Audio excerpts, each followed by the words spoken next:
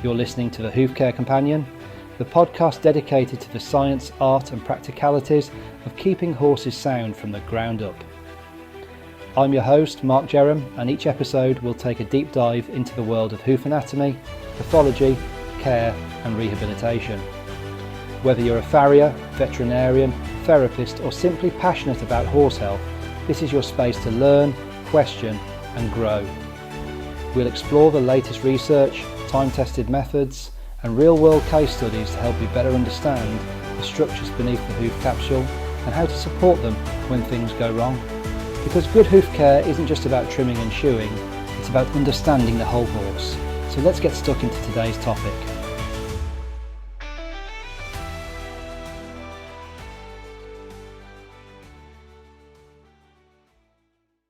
Episode 14, the coronary band, Coronitis and coronary band, Dystrophy. Introduction. The coronary band is a critical anatomical and functional structure within the horse's hoof and represents the interface between the integument of the distal limb and the keratinized hoof capsule. For the farrier, it holds particular significance because it contains the germinal tissues responsible for the production of the hoof wall and therefore governs hoof quality growth rate and long-term capsule integrity. A detailed understanding of the form and function of the coronary band and its individual components is essential for accurate assessment, informed trimming and effective collaboration with veterinary colleagues. The coronary band is located circumferentially at the proximal margin of the hoof capsule, where the haired skin of the distal limb transitions into the horn of the hoof wall. Externally, it appears as a slightly raised resilient band with a fine hairline, known as the periopal, marking the boundary between skin and horn.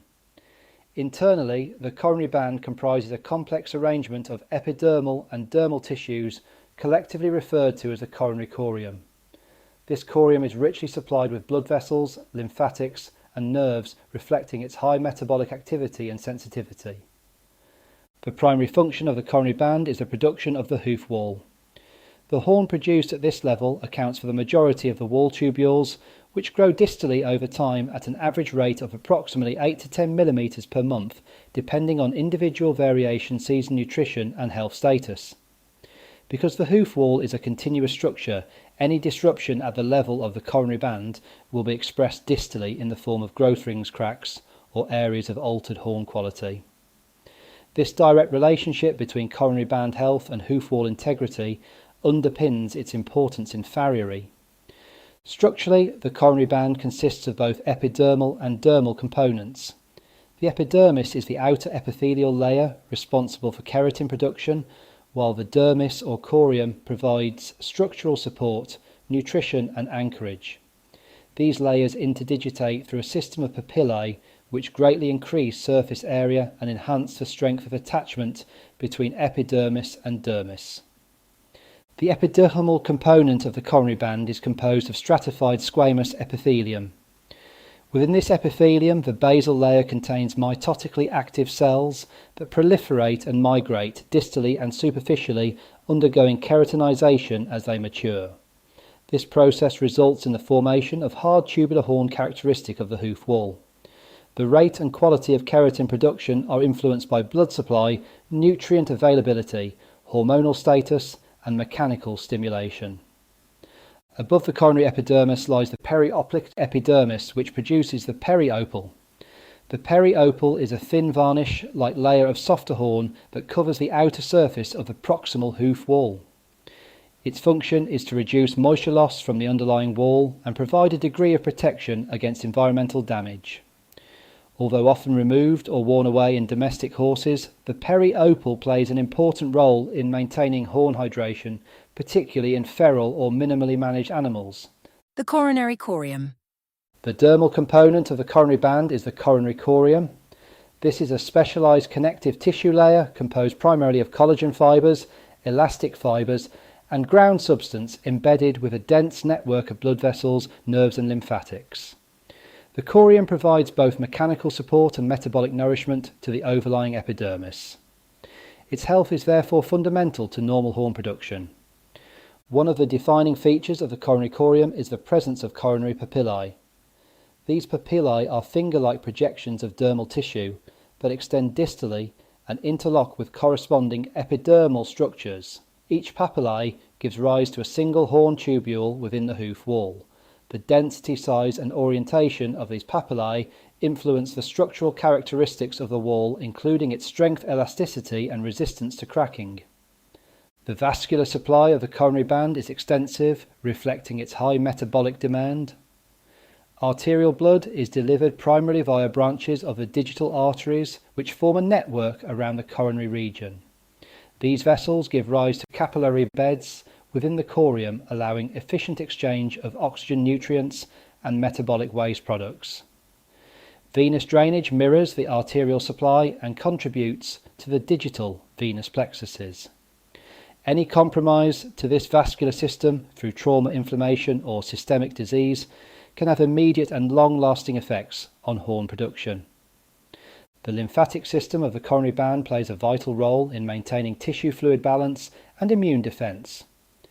Lymphatic vessels drain excess interstitial fluid and transport immune cells, helping to resolve inflammation and protect against infection. Impaired lymphatic drainage can lead to persistent edema and chronic thickening of the coronary band, which may alter horn growth patterns. Innervation of the coronary band is provided by branches of the digital nerves. Sensory nerve endings are abundant, making this region highly sensitive to pain, pressure and temperature. This sensitivity has important implications for farrier because excessive rasping nailing too close to the coronary margin or traumatic shoeing practices can cause significant discomfort and potentially damage the underlying germinal tissues. The coronary band is closely associated with adjacent structures that contribute to overall hoof function. Proximally, it blends seamlessly with the dermis of the distal limb skin, while distally it transitions into the laminar corium and epidermis. This continuity ensures coordinated growth and attachment between the hoof wall and the underlying distal phalanx. Disruption at any point along this continuum can lead to mechanical and pathological consequences. Function of the coronary band. Functionally, the coronary band operates as a dynamic growth centre rather than a static structure. Its activity is influenced by mechanical loading patterns. Normal weight bearing and movement stimulate blood flow and cellular activity within the corium, promoting healthy horn production. Conversely, prolonged immobility or uneven loading can impair circulation and contribute to abnormal growth. The relationship between form and function within the coronary band is evident in its structural design. The circumferential arrangement allows uniform wall production around the hoof capsule, while regional variations in papillae density and orientation accommodate differences in mechanical demand between the toe quarters and heels. Typically, the coronary band at the toe produces denser, stronger horn to withstand greater loading, whereas the heel regions produce horn with greater elasticity. Developmentally, the coronary band arises from specialised skin that undergoes differentiation during fetal development. At birth, the foal possesses a soft, deciduous hoof capsule, which gradually transitions to mature horn as the coronary band becomes fully functional. The early health of the coronary band during growth and development can influence hoof conformation and quality throughout the horse's life. From a farrier standpoint, observation of the coronary band provides valuable diagnostic information.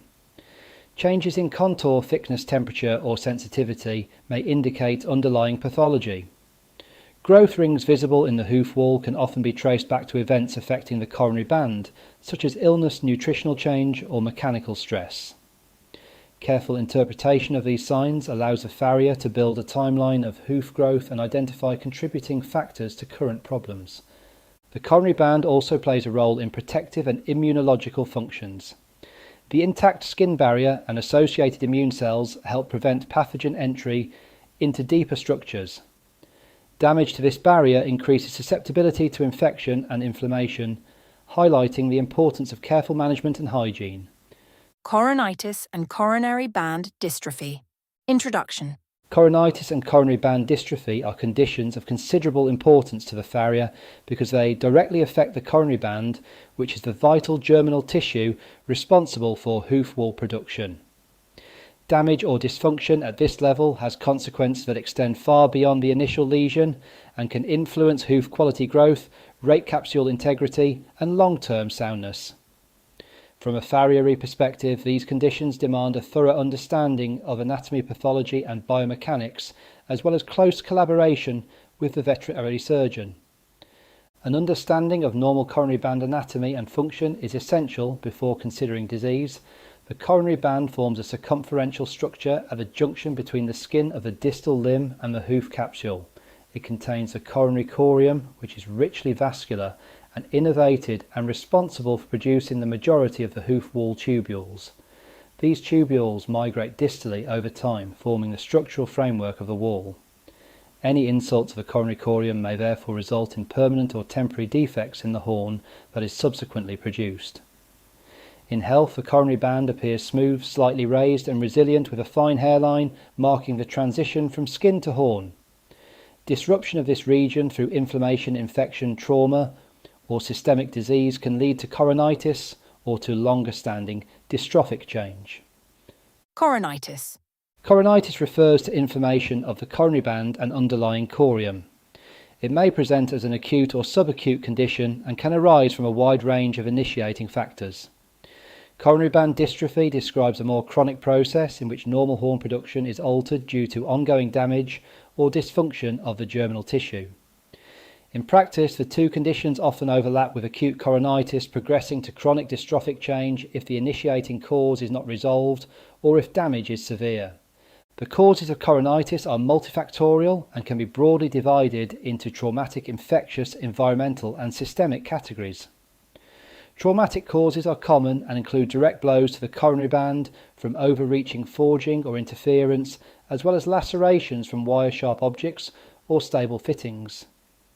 Even relatively minor trauma may precipitate significant inflammation due to the confined nature of the corium and its limited capacity to accommodate swelling.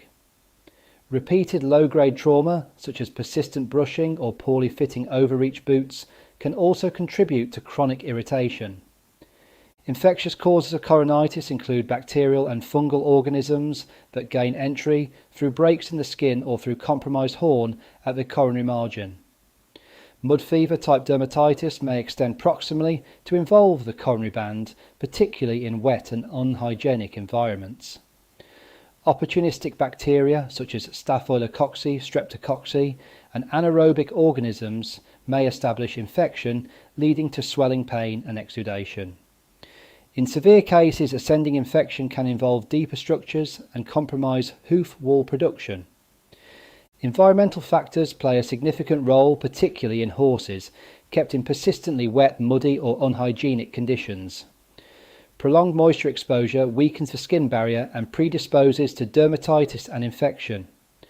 Conversely, excessively dry environments may lead to cracking and fissuring at the coronary margin, which also allows pathogen entry. Chemical irritants, including caustic hoof dressings, disinfectants or bedding treatments, may induce contact dermatitis and subsequent inflammation. Systemic causes of coronitis should always be considered, especially when multiple feet are affected or when lesions recur without obvious local cause. Vasculitis associated with immune-mediated disease, drug reactions or endotoxemia can manifest at the coronary band due to its rich vascular supply. Laminitis is another important systemic condition that can secondarily affect the coronary band through vascular compromise, inflammation and altered biomechanics. Nutritional imbalances, particularly deficiencies or excesses of trace elements, may impair horn quality and skin integrity, predisposing to dystrophic change. Coronary band dystrophy. Coronary band dystrophy often develops as a consequence of chronic or repeated insult to the coronary corium. Persistent inflammation leads to disruption of normal horn tubule formation, resulting in irregular, weak or misshapen hoof wall growth.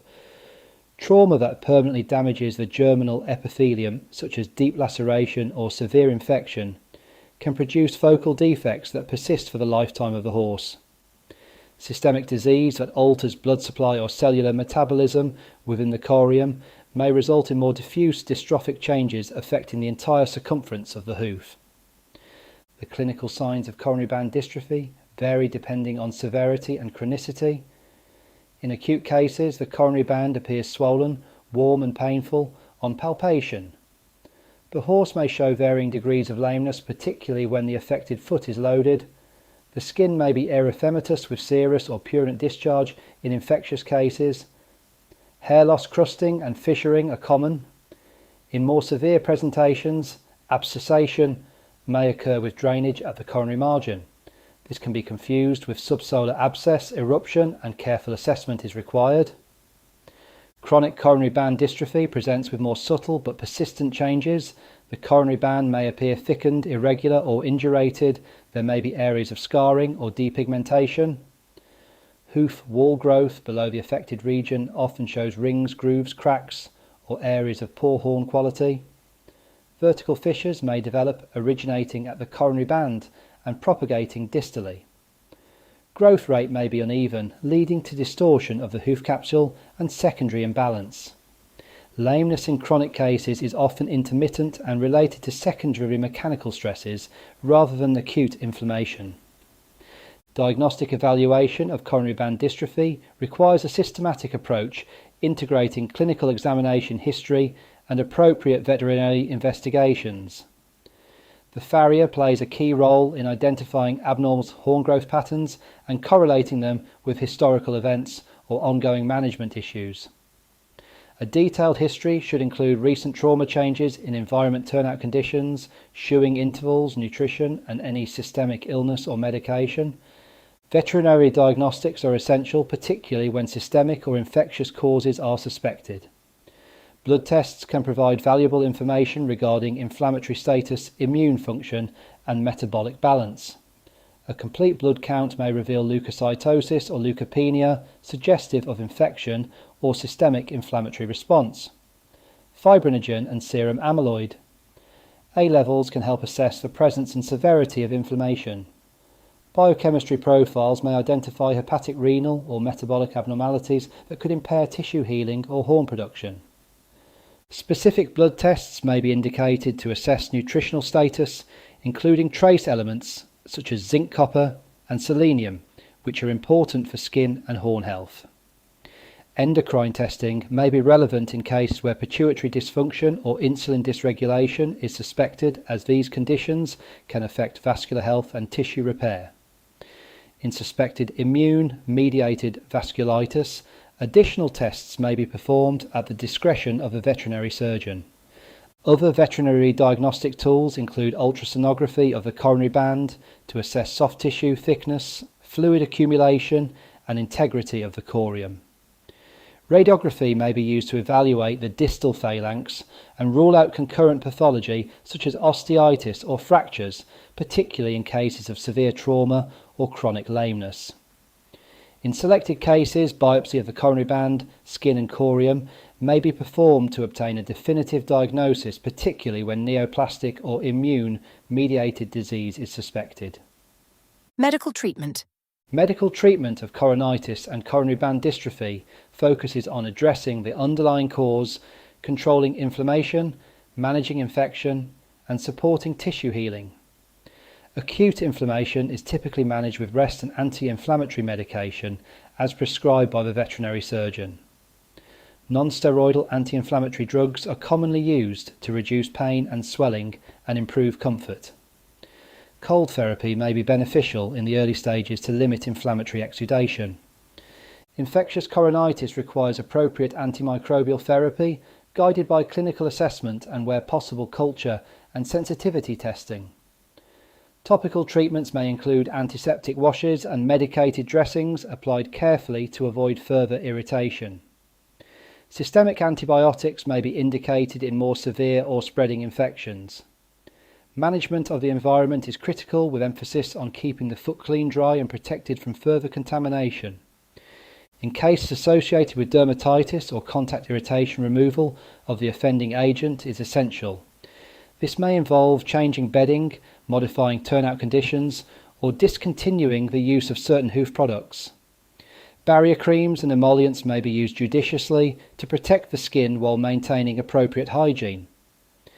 Management of systemic causes is directed by the veterinary surgeon and may involve treatment of underlying metabolic endocrine or immune-mediated disease. Nutritional supplementation may be prescribed where deficiencies are identified, but should be carefully balanced to avoid excesses that could be equally detrimental. Farrier treatment. From the farrier perspective, trimming and shoeing play a crucial role in both the management of active disease and the prevention of secondary complications. The primary aim is to minimise mechanical stress on the compromised coronary band and on the distorted horn that grows from it. Trimming should be conservative and guided by careful assessment of hoof balance growth patterns and load distribution. In acute coronitis, excessive manipulation of the foot should be avoided. Trimming should focus on maintaining appropriate length and balance without aggressive rasping at the coronary margin. Where shoeing is required, consideration should be given to designs that reduce concussion and provide stability. In some cases, a period without shoes may be beneficial, provided the environment and sole protection can be adequately managed. In chronic coronary band dystrophy, trimming strategies must accommodate irregular growth and areas of weak horn. Frequent maintenance at shorter intervals is often preferable to allow gradual correction and prevent excessive stress on compromised regions. Vertical cracks originating at the coronary band may require stabilisation through appropriate trimming and in some cases the application of supportive shoes or patches under veterinary guidance. Shoe selection should aim to optimise load distribution and reduce leverage forces on the hoof wall. Wider web shoes may provide additional support while rolled or rockered toes can reduce breakover stress. In cases where one region of the wall is significantly weak at offloading the area through careful balancing and shoe placement is essential. Collaboration with the veterinary surgeon is important when considering advanced interventions such as glue-on shoes or composite materials, particularly in horses with significant wall defects. Prognosis. Long-term management of horses with a history of coronitis or coronary band dystrophy requires realistic expectations and ongoing vigilance. The prognosis depends on the severity and extent of damage to the germinal tissue, as well as the success in addressing underlying causes. Mild cases of coronitis that are promptly treated often resolve without lasting consequences, and normal horn production resumes once inflammation subsides. In contrast, severe trauma or deep infection that permanently damages the coronary corium may result in lifelong defects in hoof wall growth. These horses may remain serviceable with appropriate farrier and management, but will require regular monitoring and tailored trimming strategies. Diffuse dystrophic changes associated with systemic disease carry a more guarded prognosis, and long-term outcomes are closely linked to control of the underlying condition. Education of the owner and care team is a vital component of long-term success. Understanding the importance of environmental management, appropriate nutrition, regular farrier and early intervention when signs of recurrence appear can significantly improve outcomes. The farrier is often the first professional to observe subtle changes at the coronary band and has a responsibility to communicate concerns promptly and work collaboratively with the veterinary surgeon. Conclusion. In conclusion, coronitis and coronary band dystrophy represent complex conditions at the interface of dermatology, pathology, biomechanics, and systemic health. Their impact on hoof quality and soundness underscores the importance of a holistic and informed approach to management. For the farrier, a deep understanding of these conditions enhances the ability to recognise early signs, implement appropriate trimming strategies, and contribute meaningfully to multidisciplinary care. Through careful assessment, collaboration and long-term planning, many horses affected by these conditions can achieve and maintain a useful level of comfort and performance. Thank you for listening to the Hoof Care Companion.